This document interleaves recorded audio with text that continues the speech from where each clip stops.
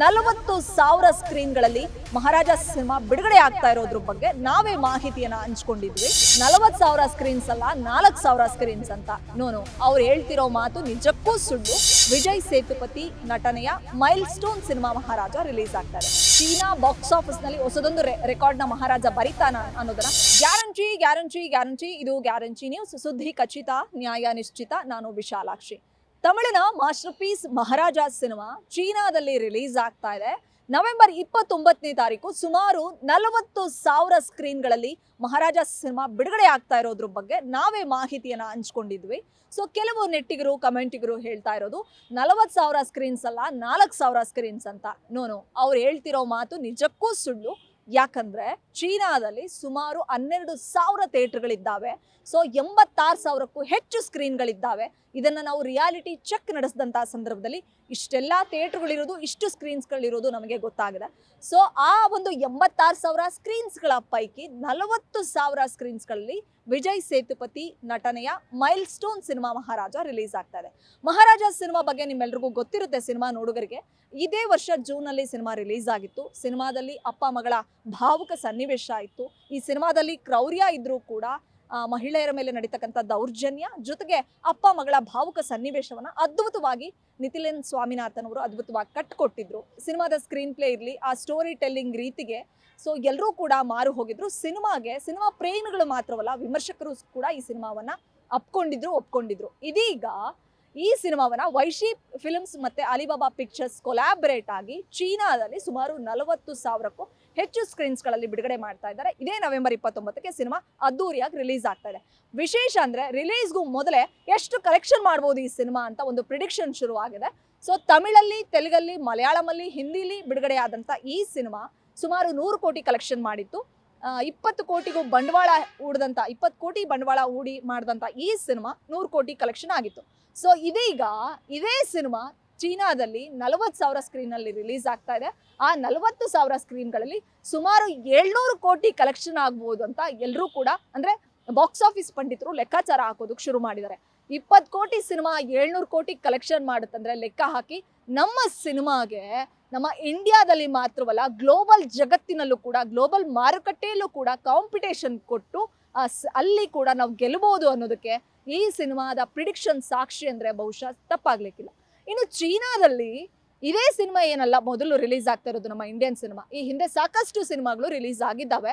ಅದರಲ್ಲಿ ಹೆಚ್ಚು ಗಳಿಕೆ ಕಂಡಿದ್ದು ಬಾಲಿವುಡ್ನ ಮಿಸ್ಟರ್ ಪರ್ಫೆಕ್ಷನಿಸ್ಟ್ ಅಮೀರ್ ಖಾನ್ ನಟನೆಯ ದಂಗಲ್ ಸಿನಿಮಾ ಗ್ಲೋಬಲಿ 2,500 ಕೋಟಿ ಕಲೆಕ್ಷನ್ ಮಾಡಿತ್ತು.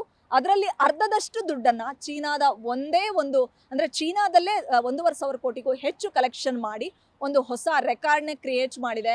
ಇವತ್ತಿಗೆ ದಂಗಲ್ ಬರೆದಂತ ರೆಕಾರ್ಡ್ನ ಯಾರೂ ಕೂಡ ಬೀಟ್ ಮಾಡೋದಕ್ಕೆ ಸಾಧ್ಯ ಇಲ್ಲ ಅನ್ನುವಂಥ ಮಾತುಗಳು ಕೇಳಿ ಬರ್ತಾ ಇದೆ. ಇದೇ ಸಂದರ್ಭದಲ್ಲಿ ನಮ್ಮ ತಮಿಳಿನ ಮಾಸ್ ಮಹಾರಾಜ ಅಂದ್ರೆ ಬಹುಶಃ ತಪ್ಪಾಗ್ಲಿಕ್ಕಿಲ್ಲ, ವಿಜಯ್ ಸೇತುಪತಿಯವರ ಮಾಸ್ಟರ್ ಪೀಸ್ ಸಿನಿಮಾ ಮಹಾರಾಜ ಸಿನಿಮಾ ರಿಲೀಸ್ ಆಗ್ತಾ ಇದೆ. ರಿಲೀಸ್ಗೂ ಮೊದಲೇ 700 ಕೋಟಿ ಕಲೆಕ್ಷನ್ ಆಗುತ್ತೆ ಅಂತ ಪ್ರಿಡಿಕ್ಟ್ ಮಾಡ್ತಾ ಇದ್ದಾರೆ. ಅಂದ್ರೆ ಬಹುಶಃ ದಂಗಲ್ ಸಿನಿಮಾದ ರೆಕಾರ್ಡ್ನ ಬ್ರೇಕ್ ಮಾಡೋದ್ರಲ್ಲಿ ನೋ ಡೌಟ್ ಅಂದ್ರೆ ಬಹುಶಃ ತಪ್ಪಾಗ್ಲಿಕ್ಕಿಲ್ಲ. ಇಷ್ಟೆಲ್ಲ ಹೇಳಿದ ಮೇಲೆ, ಚೀನಾದ ಸ್ಕ್ರೀನ್ಗಳ ಸಂಖ್ಯೆಯನ್ನ ಹೇಳಿದ್ಮೇಲೆ ನಮ್ಮ ಇಂಡಿಯಾದಲ್ಲಿ ಎಷ್ಟು ಸ್ಕ್ರೀನ್ಸ್ಗಳಿದ್ದಾವೆ ಅನ್ನೋದನ್ನ ಒಂದು ಚೂರು ಇನ್ಫಾರ್ಮೇಶನ್ ಕೊಡೋದಕ್ಕಾದ್ರೆ ನಾನು ಆಗ್ಲೇ ಹೇಳ್ದಾಗೆ ಚೀನಾದಲ್ಲಿ 12,000 ಥಿಯೇಟರ್ಗಳಿದೆ, 86,000ಕ್ಕೂ ಹೆಚ್ಚು ಸ್ಕ್ರೀನ್ಸ್ಗಳಿದ್ದಾವೆ. ಇನ್ನು ನಮ್ಮ ಇಂಡಿಯಾ ಅಂತ ಬಂದಾಗ ಬರೀ ಸ್ಕ್ರೀನ್ಸ್ಗಳು 11,000 ಸ್ಕ್ರೀನ್ಸ್ಗಳು ಅಷ್ಟೇ ಇದ್ದಾವೆ. ಅಮೆರಿಕದಲ್ಲಿ ಬರೋಬ್ಬರಿ 35,000 ಸ್ಕ್ರೀನ್ಸ್ಗಳಿದ್ದಾವಂತೆ. ಚೀನಾಗ ಹೋಲಿಸಿದ್ರೆ ಭಾರತದಲ್ಲಿ 8ನೇ ಒಂದು ಸ್ಥಾನದಷ್ಟು ಅಷ್ಟೇ ಸ್ಕ್ರೀನ್ಸ್ಗಳಿರೋದು. ಇನ್ನು ಚೀನಾದಲ್ಲಿ ರಿಲೀಸ್ ಆಗೋ ಭಾರತೀಯ ಸಿನಿಮಾಗಳನ್ನ ಪಟ್ಟಿ ಮಾಡ್ತಾ ಹೋಗೋದಾದ್ರೆ ಯಾಕೆ ಅಲ್ಲಿ ಅಷ್ಟು ಕಲೆಕ್ಷನ್ ಆಗುತ್ತೆ ನಮ್ಮ ಸಿನಿಮಾಗಳು ಅಂದ್ರೆ ಅಲ್ಲಿರ್ತಕ್ಕಂಥ ಸ್ಕ್ರೀನ್ಗಳ ಸಂಖ್ಯೆ ಅಂದ್ರೆ ಬಹುಶಃ ತಪ್ಪಾಗ್ಲಿಕ್ಕಿಲ್ಲ. ಇನ್ನು ದಂಗಲ್ ಸಿನಿಮಾದಿಂದ ಶುರುವಾದಂಥ ಜರ್ನಿ ನಮ್ಮ ಸೌತ್ ಸಿನಿಮಾ ಇಂಡಸ್ಟ್ರಿಯ ಸಿನಿಮಾಗಳು ಕೂಡ ರಿಲೀಸ್ ಆದವು. ಬಾಹುಬಲಿ 2 ಸಿನಿಮಾ ದೊಡ್ಡ ಮಟ್ಟದ ಕಲೆಕ್ಷನ್ ಮಾಡ್ಕೊಳ್ತು. ಅನಂತರ KGF 2 ಸಿನಿಮಾ ಕೂಡ ಅಲ್ಲಿ ರಿಲೀಸ್ ಆಗಿ ಸುಮಾರು 200 ಕೋಟಿಗೂ ಹೆಚ್ಚು ಕಲೆಕ್ಷನ್ ಮಾಡಿದೆ ಅನ್ನುವಂಥ ರಿಪೋರ್ಟ್ ಇದೆ. ಇನ್ನು ಈಗ ಅದೇ ದಾರಿಯಲ್ಲಿ ತಮಿಳಿನ ಮಾಸ್ ಮಹಾರಾಜ ಅಂದ್ರೆ ಮಹಾರಾಜ ಸಿನಿಮಾ ರಿಲೀಸ್ ಆಗ್ತಾ ಇದೆ. ಇನ್ನೊಂದು ವಿಶೇಷ ಅಂದ್ರೆ ಇಂಡಿಯಾದಲ್ಲಿ ಕಳೆದ ವರ್ಷ 2023ರಲ್ಲಿ ಸಿನಿಮಾಗಳು ಎಷ್ಟು ರಿಲೀಸ್ ಆದವು ಅಂತ ನೋಡೋದಾದ್ರೆ 1,500ದಿಂದ 2,000 ಸಿನಿಮಾಗಳು ಅಲ್ಲಿ ರಿಲೀಸ್ ಆದವು. ಚೀನಾದಲ್ಲಿ ಪ್ರತಿ ವರ್ಷ 800ರಿಂದ 1,000 ಸಿನಿಮಾಗಳು ರಿಲೀಸ್ ಆಗ್ತವೆ ಅಂತೆ. ಆದರೆ ಕಳೆದ ವರ್ಷ ರಿಲೀಸ್ ಆಗಿರೋದು ಬರೀ 790 ಸಿನಿಮಾಗಳು ಮಾತ್ರ.